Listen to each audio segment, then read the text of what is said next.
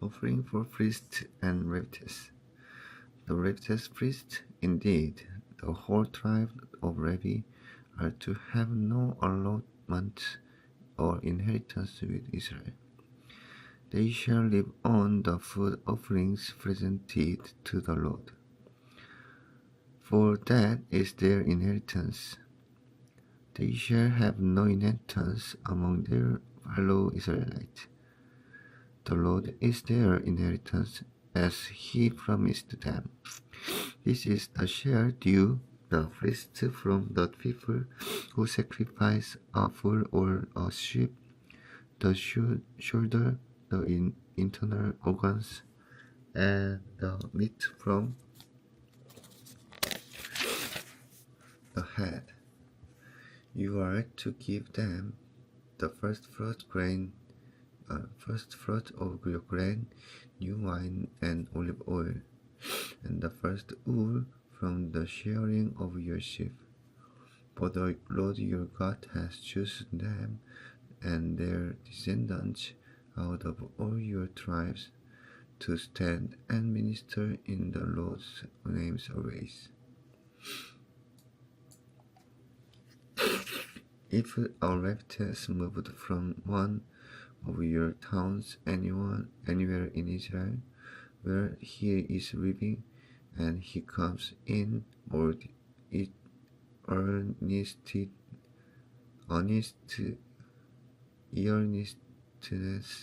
the place the Lord will choose. He may minister in the name of the Lord his God like all his fellow Levites who serve there in the presence of the Lord. He is to share equally in their benefits, even though he has received money from the sale of family possession.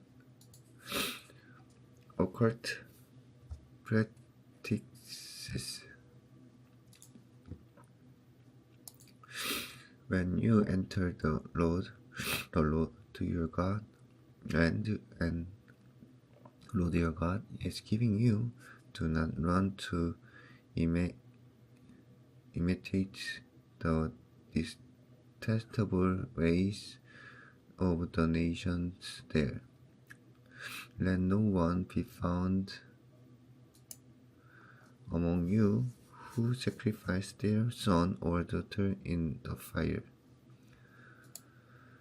who practices divination or sorcery, interprets omens, engages in witchcraft or casting spells, or who is a medium or spiritist, or who consults the dead. Anyone who does these things is detestable to the Lord. Because of these same detestable practices, the Lord your God will drive out those nations before you. You must be blameless before the Lord your God.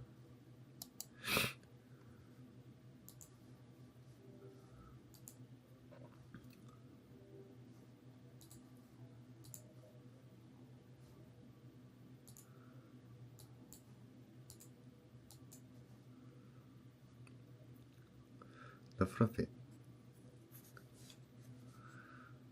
The nation you will disperse listen to those who practice sorcery or divination, but as for you, the Lord your God has not permitted you to do so.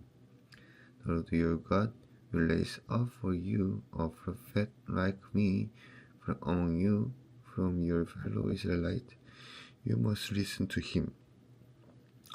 For this is what you asked of the Lord your God at Horeb on the day of the assembly, when you said, Let us not hear the voice of the Lord our God, nor see this great fire any more, or we will die. The Lord said to me, "What they say is good. I will raise up for them a prophet like you from among their fellow Israelites, and I will put my words in his mouth. He will tell them everything I command him. I myself will call to account anyone who does not listen to my words that the prophet speaks in my name. But a prophet who presumes to speak in my name anything I have not commanded, or a prophet who speaks in the name of other gods, is to be put to death. You may say to yourselves, how can we know when a message has not been spoken by the Lord? If that a prophet proclaims in the name of the Lord does not take place or come true, that is a message the Lord has not spoken. That prophet has spoken presumptuously, so do not be alarmed.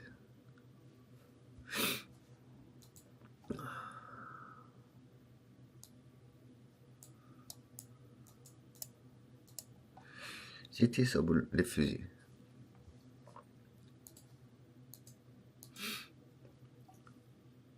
When the Lord your God has destroyed the nations whose land he is giving you, and when you have driven them out and settled in the towns and houses, then aside for yourselves 3 cities in the land the Lord your God is giving you to possess. Determines the distance involved and divide into 3 parts and the land the Lord your God is giving you as an inheritance, so that a person who kills someone may flee for refuge to one of 3 cities. This is the rule concerning anyone who kills a person and flee there for safety.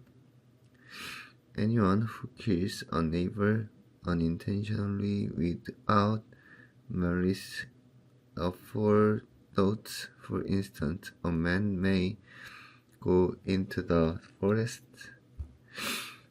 with his neighbor to cut wood, and as he swings his axe to fell a tree, the head may fly off and hit his neighbor and kill him.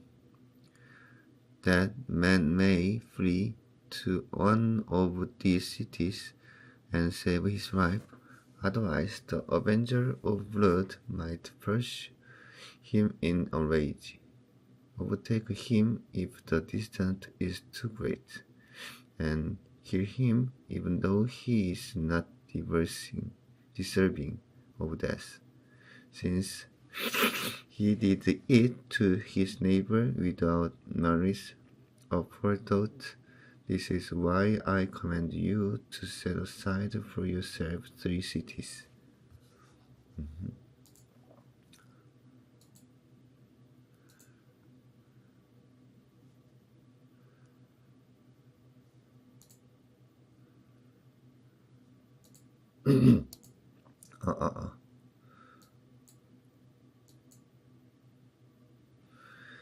If the Lord your God enlarges your territory as he promised on oath to your ancestors, and gives you the whole land he promised them, because you carefully followed those rules I commanded you today, to love the Lord your God and to work always in obedience to him, Then you are to set aside 3 more cities.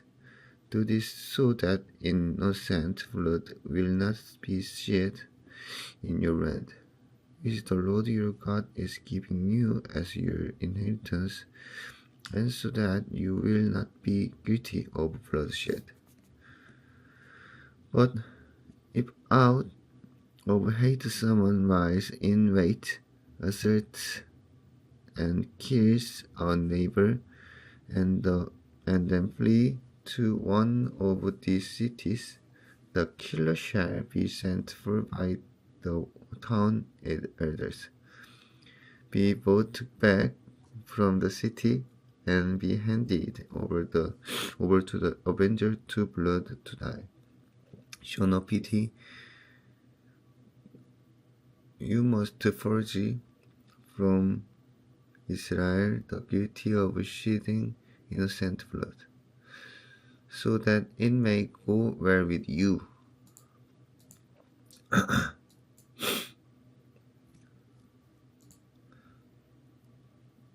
Do not move your neighbor boundary stone set and by your predecessors in the inheritance you receive in the land your God is giving you to possess.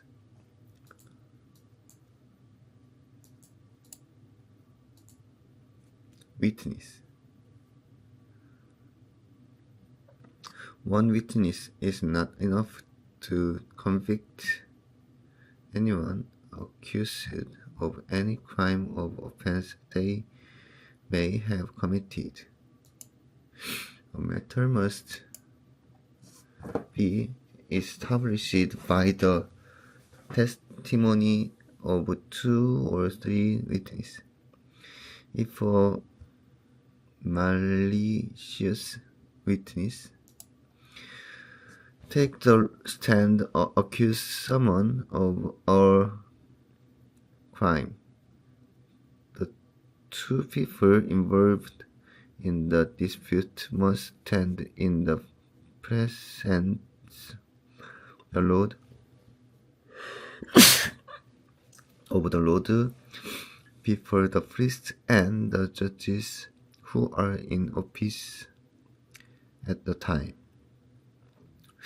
The judge must make thorough investigate, and if the witness proves to be a liar, giving false testimony against a fellow Israelite, then do 2 false witnesses as the witness intended to do to the other party. You must purge the evil from among you.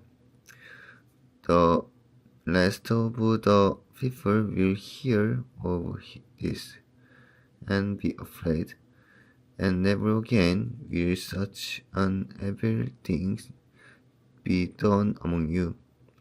Show no pity. Life for life, eye for eye, tooth for tooth, hand for hand, foot to foot.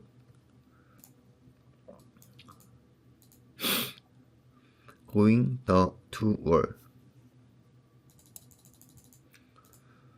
When you go to war against your enemies and see how horses and chariots and an army greater than yours, do not be afraid of them,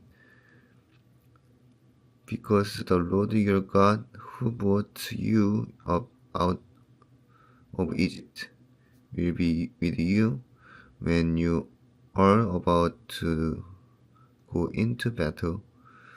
The priests shall come forward and address the army. She shall say, Hear Israel, today you are going into battle against your enemies. Do not be faint-hearted or afraid. Do not panic or be terrified by them, for the Lord your God is the one who goes with you to fight for you against your enemies to give you victory.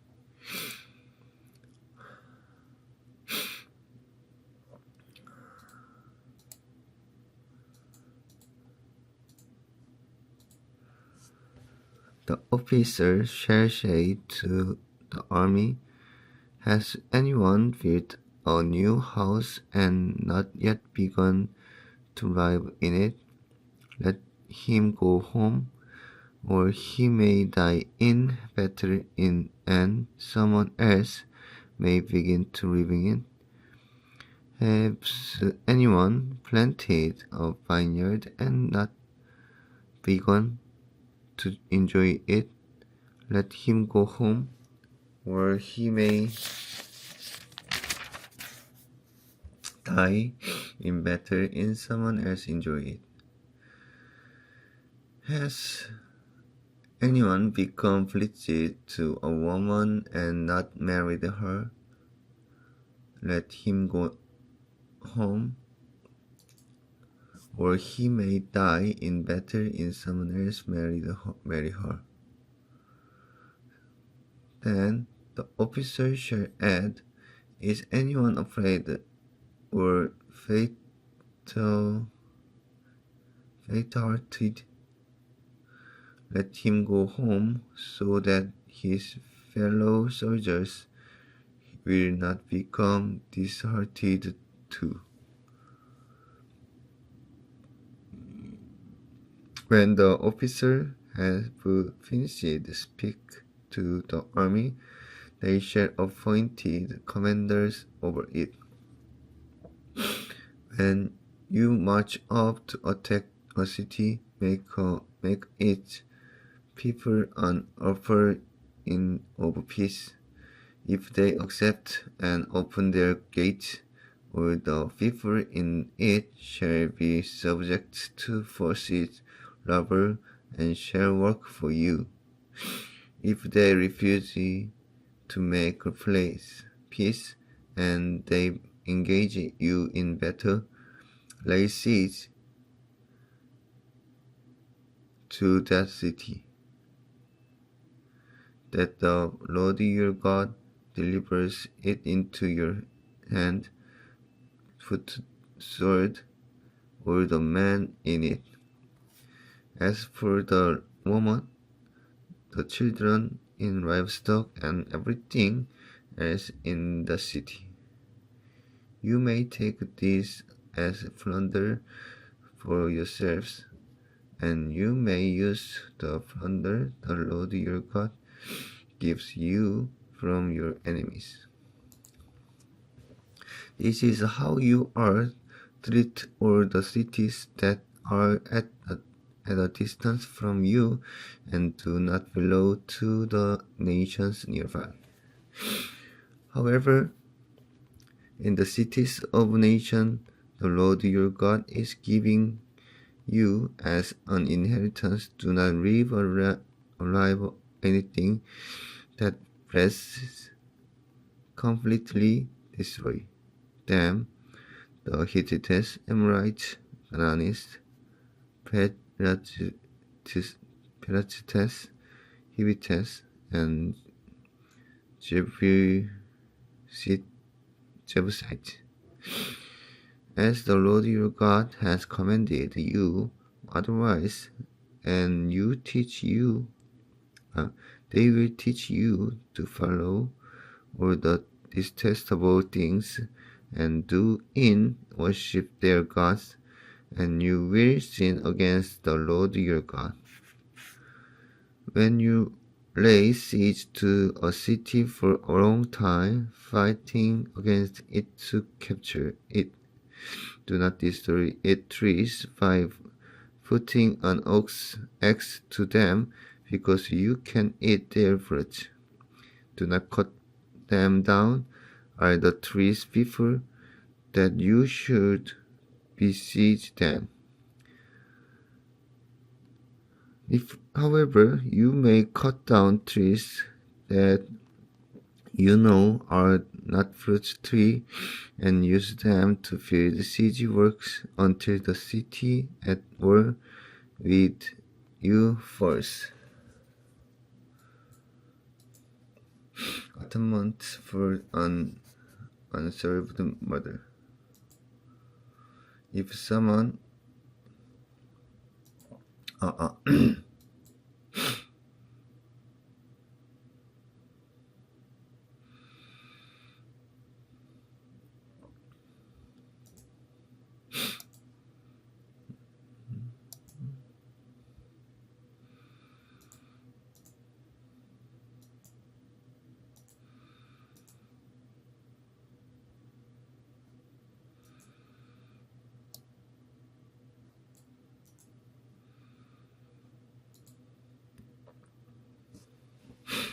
if someone is found slain, lying in a field in the land the Lord your God is giving you to possess, and it is not known you the killer was, your elder is judged shall go out the measure the distance from the body to the neighboring towns.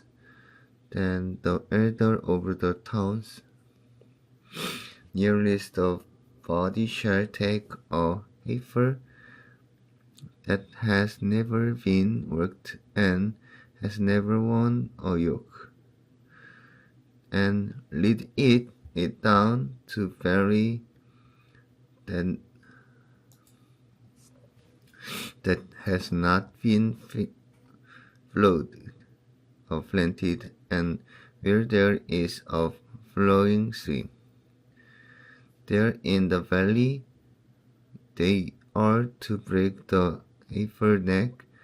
The Levitical practice shall step forward, for the Lord your God has chosen them to minister and to pronounce blessings in the name of the Lord, and to decide all cases of dispute and assert.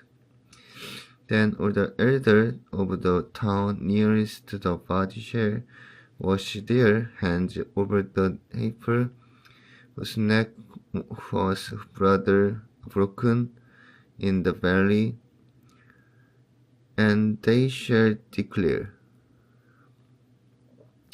other hands did not shed this blood, or did all eyes see it done, except the atonement for your people Israel, whom you have redeemed. Lord, and do not hold your people guilty of the blood of an innocent person. Then the blood shed will be atoned for, and you will have purged from yourselves the guilt of shedding innocent blood, since you have done what is right in the eyes of the Lord. Marrying a captive woman.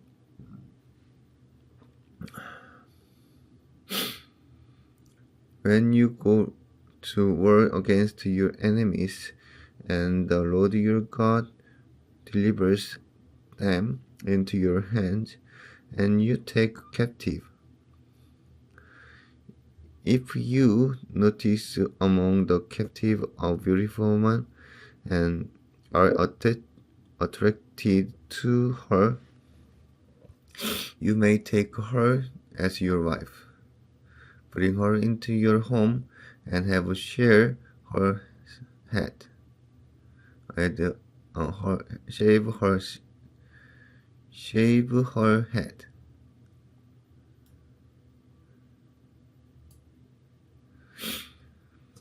Trim her nails and put aside the clothes she was wearing when captured. After she has lived in your house and mourned her father and mother for a full month, then you may go to her and be her husband, and she shall be your wife. If you are not pleased with her, let her go wherever she wishes. You must not share or treat her as a slave. Since you have dishonored her.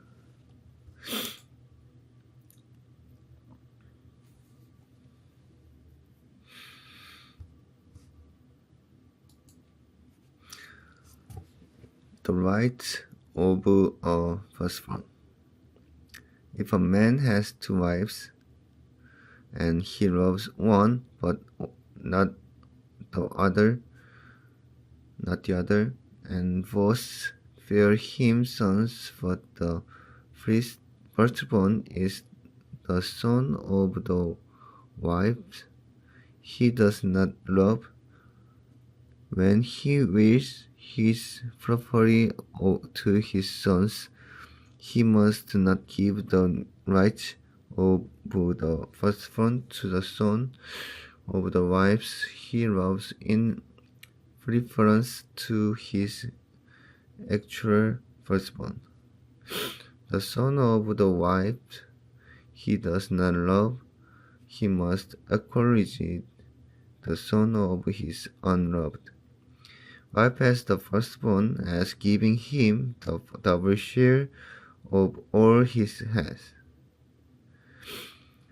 That son is the first sign of his father's strength. The right of the firstborn belongs to him.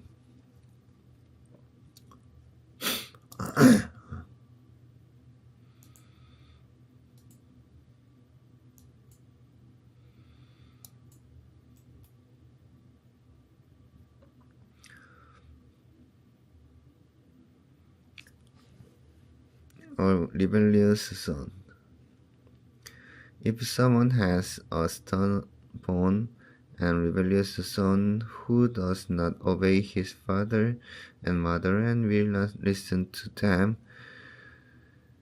when they discipline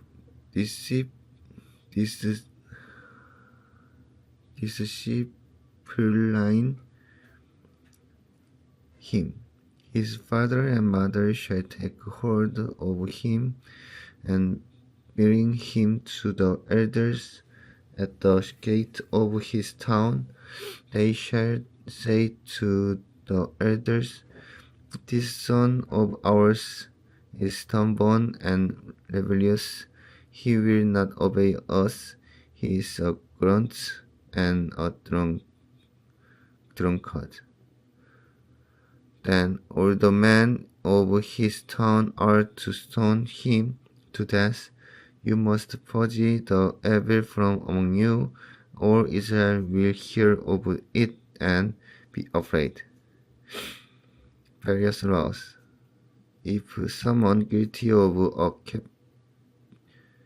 capital offense is put to death and their body is exposed on a pole, you must not leave the body hanging on the pole overnight. Be sure to bury in that same day, because anyone who is hung on a pole is under God's curse. You must not desecrate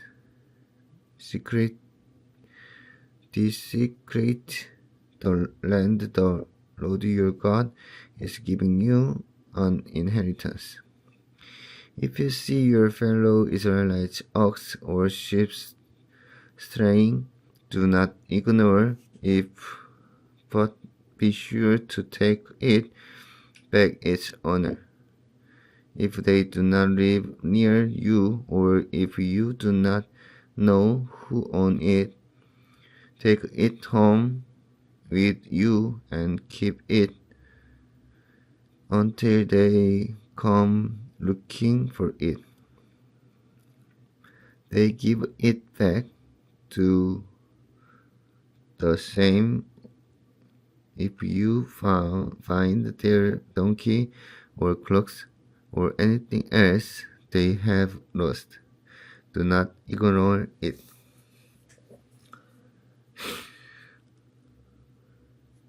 If you see your fellow Israelite ox or sheep straying, do not ignore it, but be sure to take it back to its owner.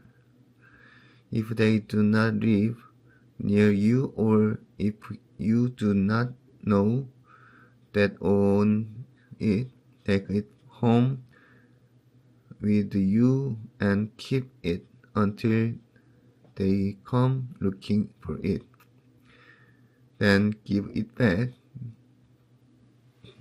Do the same if you find their donkey or clock or anything else they have lost. Do not ignore it.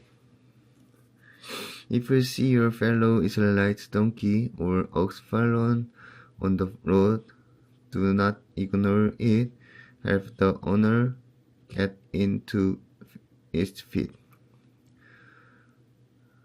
A woman must not wear men's clothing, nor a man wear woman's clothing, for the Lord your God detests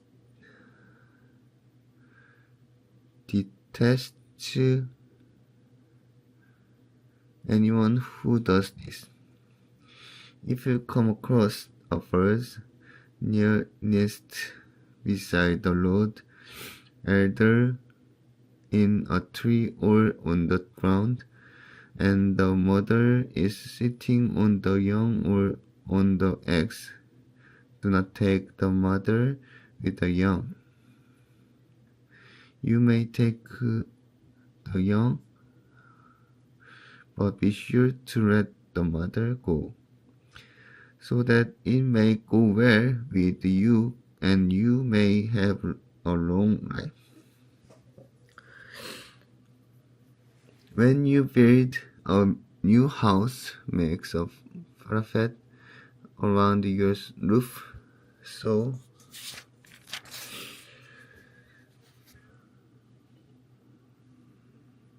that you may not bring the guilt of bloodshed on your house if someone falls from the roof. Do not plant two kinds of seed in your vineyard. If you do, not only the crops you plant, but also the fruits of the vineyard will be defiled. Do not plow an ox and a donkey yoked together. Do not wear clothes of wool and linen woven together. Make tassel on the four corners of the cloaks you wear.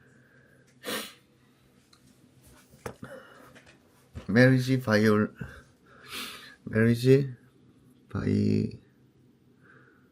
violations. If a man take a wife and after sleeping with her, dislike her and slanders her and gives her a bad name, saying, I married this woman, but when I approached her, I did not find fruit of her virginity. Then the young woman's father and mother shall bring the town elders at the gate proof that she was a virgin. Her father will say to the elder, I gave my daughter in marriage to this man, but he disliked her, but he has slandered her and said, I did not find your daughter to be a virgin.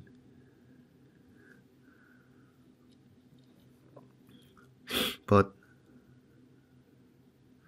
here is the proof my daughter's virginity. But then her parents shall display the clothes before the elders of the town, and the elders shall take the man and punish him. They shall find him 100 shekels of silver and give them to the young woman's father, because this man has given an Israelite virgin a bad name. She shall continue to be his wife.